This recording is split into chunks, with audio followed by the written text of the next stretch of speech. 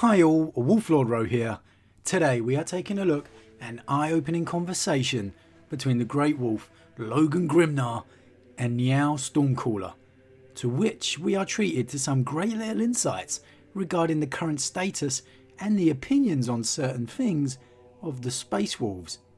First off, spoiler warning as usual. Today we are covering events from the novel Ashes of Prospero, and I really recommend you read the novel for yourself first, as not only do you get the most enjoyment out of it this way, but we also help to support the Great Black Library and Games Workshop, because without them, well, we don't have this amazing lore to talk about that we all know and love.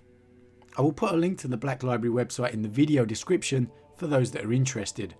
But with that said, let's jump straight in.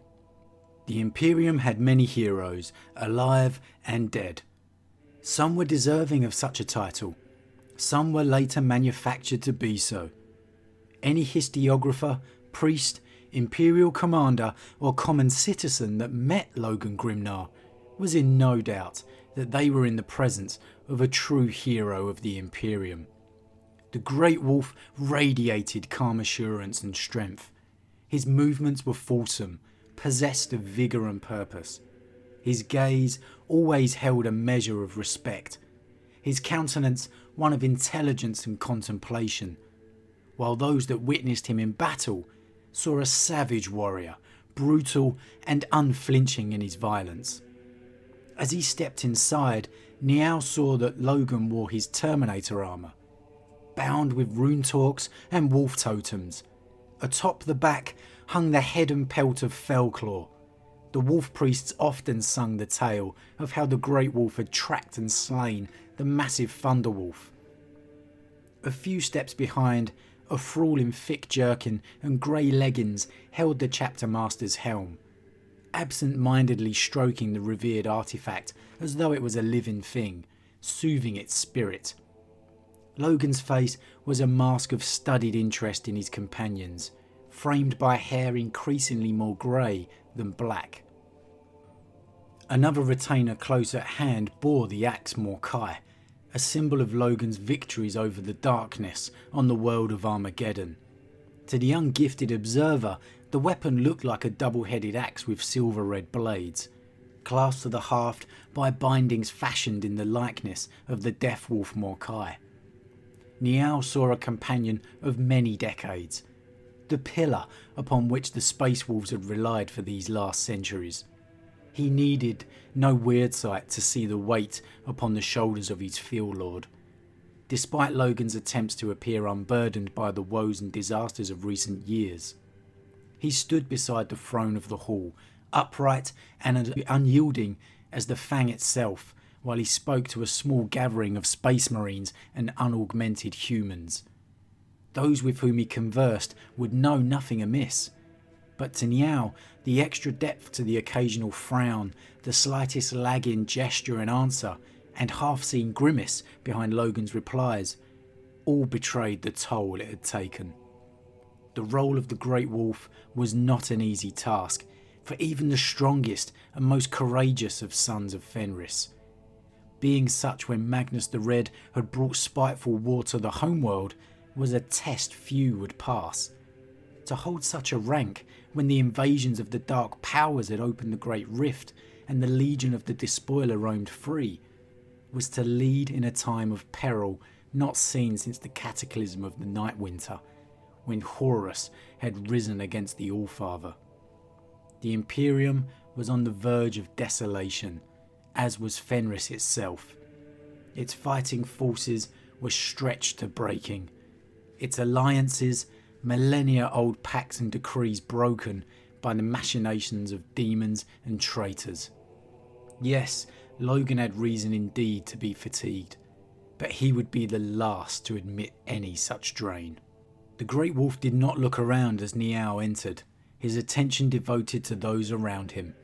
Two of the Space Marines Niall knew well, for they were Space Wolves of Logan's personal guard. There was a third, clad in primary blue plate and the icons of the Ultramarines chapter. The outsider was a giant among giants. Logan Grimnar in full battle plate was no meagre sight, but the son of MacCrag that stood next to him was even larger. He was called Lieutenant Arlandus Castellor and was one of a new breed of warriors, the Primaris Space Marines. He was clad in ornate battleplate to fit his stature. Like his modified gene seed, it was a marvel of 10,000 years of secretive development. Castellor had been dispatched across the tumultuous tides of the warp by none other than Rebute Gilliman himself. The Primarch returned from the jaws of death. The Primarch returned from the jaws of death. It had been Castellor's arrival with news of Gilliman's return that had prompted Niall's sojourn into the ice to seek guidance of a vision quest. So, here we have the Space Wolves' first knowledge of not only Gilliman's return, but also the Primaris Marines. I'm not sure if this is a little retcon from the Space Wolf Codex or not, because it is set just before.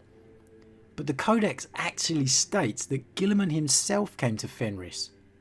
But here, it's a lieutenant dispatched directly to Fenris and the Wolves. So, it's not quite clear to me. Perhaps Gilliman then heads to Fenris after his arrival at Terra. But here, it's not too clear. Yet for all his bulk and officer rank, Castellor lacked the presence of the Great Wolf. Sheer size could not replace centuries of experience, and war gear was no match for charisma and gravitas.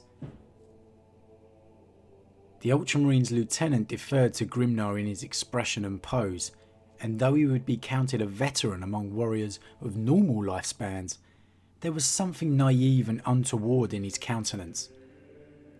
Logan had welcomed the emissary as he would any other, as he had several packs of Primaris brothers that had been dispatched with Castellor to bolster the numbers of the Space Wolves. There was something about these new warriors that did not sit easily with Niall and the other senior warriors of the chapter. The recruits were another step removed from those they protected, and Grimnar had, in privacy, voiced his concerns that it might again fall to the Space Wolves to police the ambitions of their brother chapters. So, as we have seen before, even with Gilliman himself, there's just something about the Primaris Marines that doesn't sit right with the older Adeptus Astartes, and Grimnar concerned that the Wolves once again might have need to be the Emperor's executioners. I know I shouldn't be excited for that, but that would be great. A first traitor Primaris chapter taken out by the Space Wolves, fulfilling the role as Emperor's executioners? Oh yes, I am ready for that. The humans Niall did not know. They were arrivals from after he had left the Fang. By their uniforms and robes, he could deduce that they were a high-ranking officer of the Astra Militarum, a tithe warden of the Departamento Munitorum, and an astropath attached to the Imperial Navy. Orcs have sought the opportunity to overrun 3 star systems while we were beset at Gaffalamore, explained the Imperial Guard commander. Orcs are opportunists, replied the Great Wolf. There is no plan behind their conquests, only the lust for battle. The Space Wolves cannot stifle every Xenos threat that raises its ugly head. In the end, there will be justice.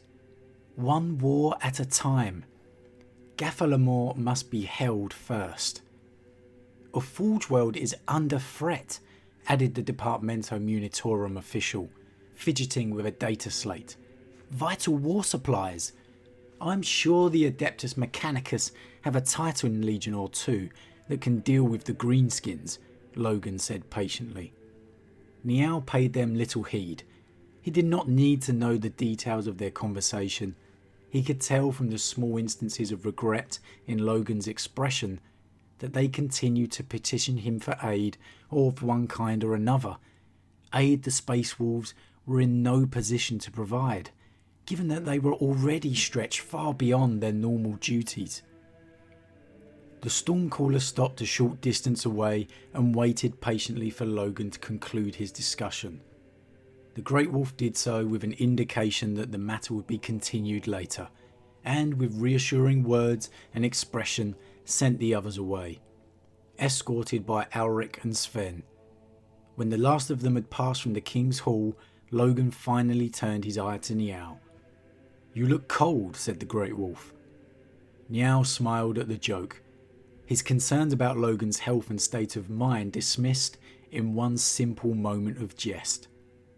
Whatever grief the Great Wolf held in his heart, his mind and body were as active and sharp as ever.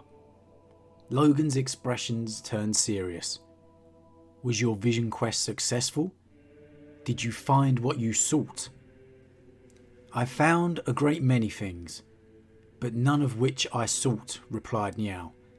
"The frost was late this year, and the ice bears hid in their caves. The kraken have sunk to the blackest depths, and the carrion fangs roost only in the highest forests. Trolls roam in packs, in numbers unseen before. Their galling cacophony rings through the valleys where the noise of honest labour and life once echoed. The taint of Magnus and his followers still stains the snow, and perhaps we will not see it cleansed in our lifetime." "We knew this already," said Logan. "You set out looking for guidance from the Allfather, to find answers in the spirit of Fenris. I have learned much from our ambassador from Macragge concerning the order of the broken galaxy and the plans of his Primarch." "Did he desire you swear an oath?" Niall asked, sharply. "Does Lord Guilliman wish our fealty?" "He was wise enough not to ask," said Logan, "though I do not doubt that the Primarch thinks himself our commander. It was claimed that he went before the Allfather himself and was blessed with an audience." "Wise enough not to ask. I love that. Great line from Grimnar there. The wolves are loyal to their Primarch, Leman Russ, and the Allfather, the Emperor. I think Guilliman knows better than to outright say, 'Hey, swear your fealty to me.' Look, he knows the wolves would do the right thing if he sent word of a world in need of their help. He's got a lot of experience in dealing with his brother Russ and the wolves in the past. He knows their attitude and ways. There's no need to ask them to swear fealty. It would just create a bad situation, and there's quite simply no need for. The wolves are loyal to the Imperium." "The portents have not changed," Niall said, the words quietly. "The storm breaks everywhere. This much you already know. The return of the 13th, the wrath of Magnus, the Great Rift, all were part of the same design. A blood moon, the reddened moor. War, Logan. War the likes of which the Imperium has not seen for millennia. A war that may never end. Such is the desire of the Dark Powers." "But what else?" demanded Logan, stepping closer, his insistence rolling from him like waves of heat. "The eye has opened. What of the Wolf King?" Niall did not answer at first, dismayed by what he saw as desperation in the stare of his lord. The Great Wolf's brow furrowed at his silence, extracting meaning from the wordless response. "No sign?" "None, my lord. There are stirrings, tempests through which even I cannot gaze. Even so, I saw a sleeper entombed in rock, and a white storm that rode upon a chariot of lightning. A shadow rises to the call of the Allfather's messengers, a darkness that strikes from within. The benign ones turn their supremal gazes upon our worlds, the Eater of Worlds, the Corpse King and his misbegotten child once more. The Cyclopean fiend we have already seen. Even the Golden One has broken his gaze from the Empyrean again. I feel its glare like a fire in my soul." "Oh, what a tease. A sleeper entombed in rock? Okay, Lionel Johnson, tick. A white storm that rode upon a chariot of lightning? The Khan, tick. A shadow rises to the call of the Allfather's messengers, a darkness that strikes from within. Corax, tick. And then the traitor Primarchs, the Eater of Worlds, Angron, the Corpse King, Mortarion, the Golden One, Lorgar. Interesting, no mention of Fulgrim there, but Emperor, damn it, give me Leman Russ. But nothing pertaining to the sons of Fenris. Though the 13th have come back and the eye has opened, I saw nothing of Leman Russ's return. Logan seemed to sag, if such a thing was possible in Terminator armour. His eyes turned to the stone floor, a sigh heavy from his chest. We should be thankful, Logan, Niall continued. Our Father King vowed to return for the wolf time, when the world is ending. He will come for the final battle. It was told. That he has not returned means there is still hope. Slim, but hope all the same. If we hear the howl of the Wolf King, we die. It will be to the lament of the Allfather and all that follow him. I suppose you are right, said Logan. Perhaps it was just vanity to hope that where one returned, it matters nothing. He has not come. But we are still here, and that is what counts. What of the newcomers? The Primaris Marines? Logan pursed his lips, giving a genuine consideration to the question. Exemplary. They fight as you might think they would. We have campaigns that would have ended poorly but for their presence. But who can say what caused tampering with the gene seed has done to the Canis Helix? Grimnar dropped his voice to a conspiratorial whisper. The Wolfen curse is still there, but are the Primaris Marines stronger against it, or weaker? And there we have it, a great place to end the conversation. Again, we see more characters concerned about the new Primaris recruits. I mean, maybe it's understandable. There's basically been no change for 10,000 years, then all of a sudden, bang, here's these new Marines, and oh, by the way, they were made by this shady guy from the Mechanicum, not the Emperor. We've made them for you, so they're not recruited from the homeworld you've spent the past 10,000 years recruiting from either. And oh yeah, they are better than you too, so they're basically your replacements. When you think about it, it would actually be a lot stranger if there was no concern about these new Marines. Yes, of course, it does tease about a possible future civil war between the new Marines and the old, or some form of strife at least. But it can also easily be explained as just a big change, and humans, which is what they are at the end of the day. Yes, Space Marines are elevated above us, but they're still humans, and they're coping with a major change to their lives. But here we have seen the Space Wolves are in sore need of the reinforcements. They are spread thin across the Imperium, trying their best to protect as much of the Imperium as they can. Logan Grimnar is facing the biggest challenge of any Great Wolf since Russ himself. And are we surprised at his hope for a Russ return? A miracle has already happened in Rabute Guilliman returning. So why wouldn't that ignite hope for their own Primarch to return also? Especially Russ. He wasn't entombed in a death stasis like Guilliman. He merely left for the Eye of Terror, which has now burst open. It's only a matter of time before the Great Wolf returns and saves his sons from whatever disaster they are facing in the Wolf time, and reignites a new Great Crusade. Yeah, look, because we all know Russ is not coming back for just one last battle. Come on. Oh no. When he gets back, he is kicking butt and taking names, and Chaos know it. It's just a matter of time until we get that teaser short story set in the Eye of Terror, where a wolf howl is heard piercing the air. Just you wait, it's gonna happen, I know it. If I keep saying it, it's gonna happen. But okay, what did you guys think? Are you surprised Guilliman sent an ambassador to the Wolves rather than visit himself first time? Or was that a smart move? He may have been busy heading straight to Terra, but still made sure to send an ambassador in person to the Wolves with the news. Perhaps he did that to all the first founding chapters, showing a modicum of respect. And Wolves in all-out defense mode of the Imperium? Well, that's no surprise, but what of their feelings towards the Primaris and the search for Russ? As always, drop comments down below. I love to hear your thoughts. A huge thank you to all of my subscribers. Your support really means a lot to me.